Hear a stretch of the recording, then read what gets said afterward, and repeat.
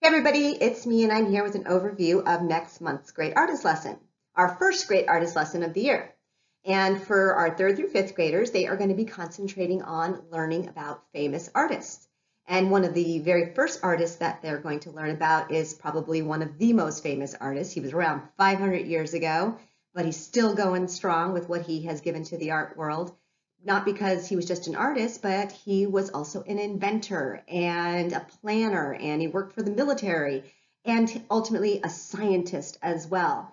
And so, do you know who the kids are going to be learning about? They're going to be learning about Leonardo da Vinci, of course.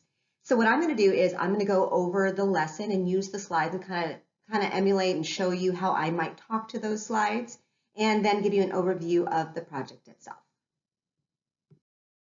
On this slide, we cover the basics, and those basic facts would be where the artist is born and when they were born. And then we also list out all their different talents, as you can see here, artist, inventor, architect, so forth and so on. And we usually discuss a little bit about how they began. And you see here that at the age of 15, Leonardo went to go and work for an artist, and he was an apprentice. And now eventually he became better than this artist and moved on to do his own things.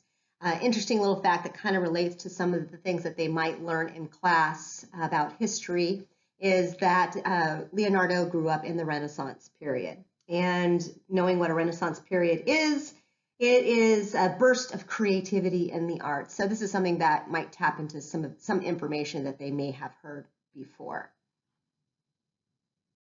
On this slide, we start by asking the kids if anybody has a journal or an idea book, because Leonardo da Vinci had the journal to end all journals.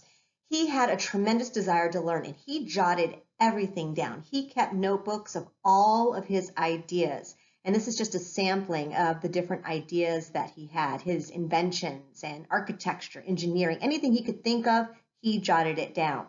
Now, to show off his genius, if you look right here, this right here is an example of his genius, because Leonardo was ambidextrous. He could write with both hands, and he would write backwards. So all his notebooks are written in mirror form.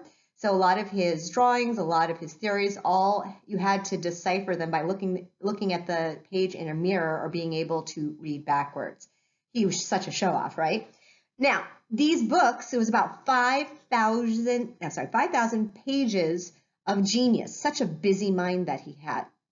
And these notes, eventually, after his death, they were published. But among his best known writings are 75, right here, I got a little highlight right here, 75 different fables that someone can go out and buy and read, because not only was he an inventor and a theorist, he also had an imagination and wrote these very elaborate fables.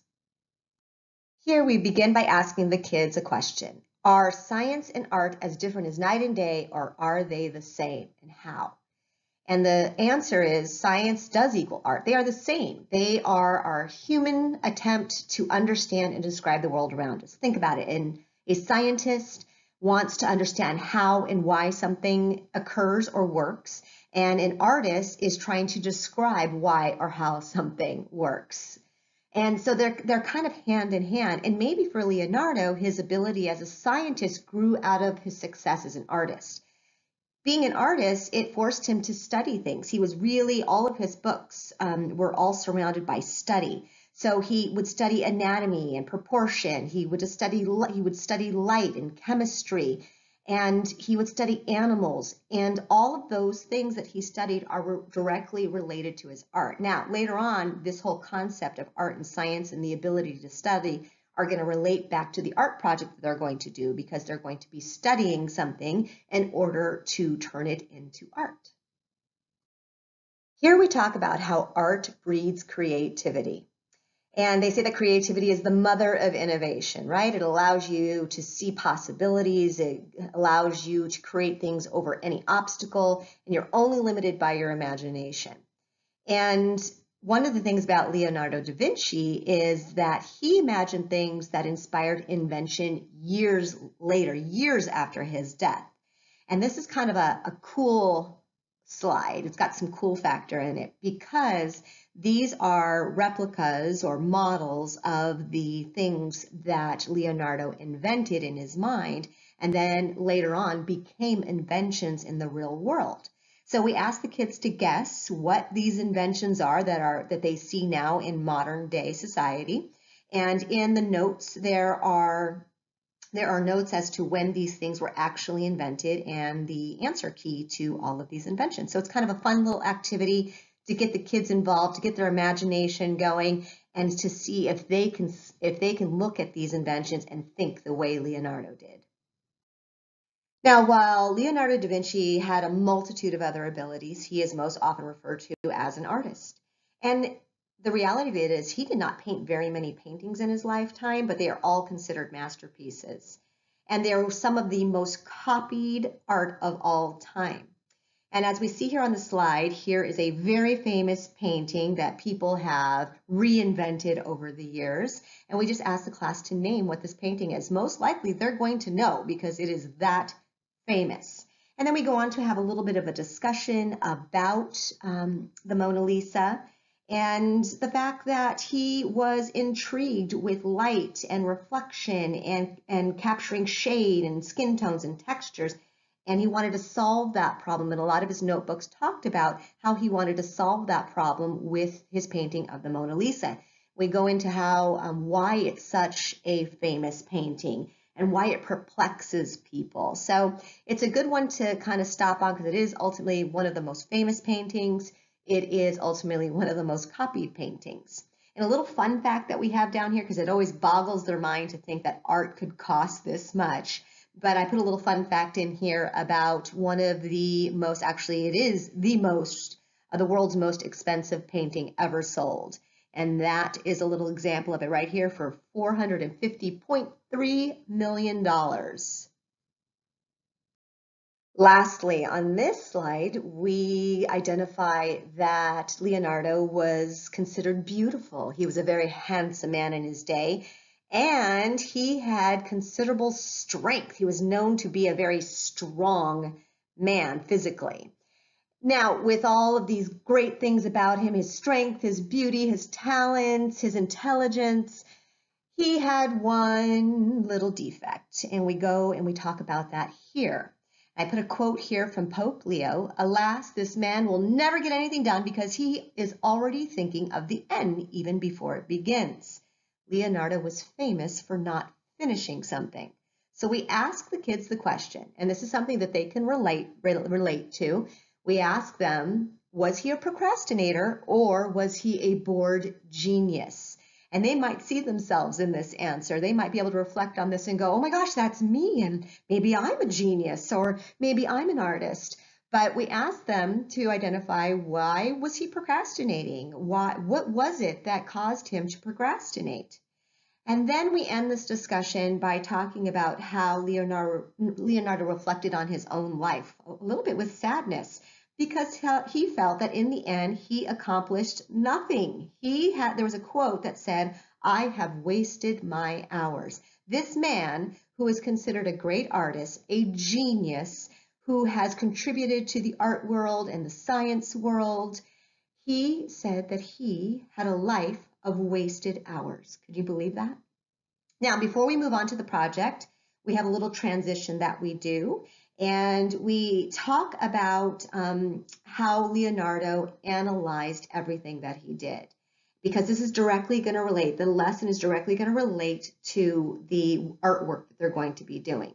So we talk about how he spent hours analyzing things, analyzing nature, the human form, and how it paid off. It wasn't wasted time.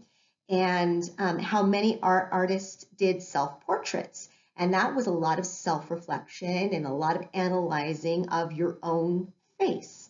And that is what the kids are going to do. So we transition by having this little conversation about how they are going to be analyzing, how artists all throughout time have analyzed forms, and that they themselves will analyze their own form to complete their artwork. All right, it's art time. And the first thing I want to make sure that we understand is that we don't want to pass out any supplies yet. The only thing that we want to pass out is what you see here on the screen, which is the portions of the face, because we kind of want to review this with them first before we give them all the supplies and they start drawing feverishly. We want them to take a beat. We want them to take a minute. We want them to look at this and really identify how this portions of the face is used, because scientifically we look at the face, we look at the shape, and we plan out what it is and how it is that we're going to draw. Now they're going to be drawing the most important face in the world, their own face. So it's all a matter of reflection. So it first starts with us really having them reflect on how to do that, being very scientific about it, being very analytical about it. So we pass this out first, and we kind of break down what it is that they're going to be doing, making sure that we emphasize that everything that they do at first, they're going to be doing some horizontal and vertical lines. They want to keep those lines very light because they are going to be erasing them. If they just kind of draw those lines very harshly with a pencil, it's going to be very difficult for them to erase. So you really want to bring that home. They want to keep those lines light at first. So we pass this out, we kind of discuss the proportions of the face, and then we give them all the supplies. We want to encourage them to make it special for themselves. They can either do shading or not do shading in the end. They can add color if there's time, but really the color and the shading and all that sort of stuff, that's kind of secondary. We really want them to look at the proportions of their face. We really want them, if they want to, make shadows and really examine and identify what their face looks like and try their best and take their time in drawing their own self-portrait. Now, you'll have kids who are really advanced and those who are not. This will be the first time that they're ever doing this. So for those who are first time ever doing this, let them kind of take their time and do what they're going to do.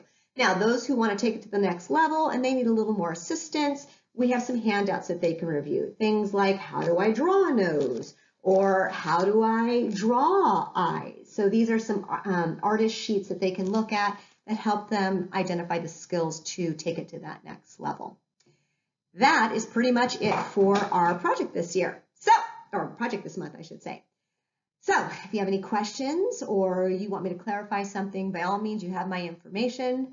Otherwise, I hope that they enjoy this, and I hope that you enjoy administering this project for them, and I will see you in the hallways. Thank you so much. Happy creating.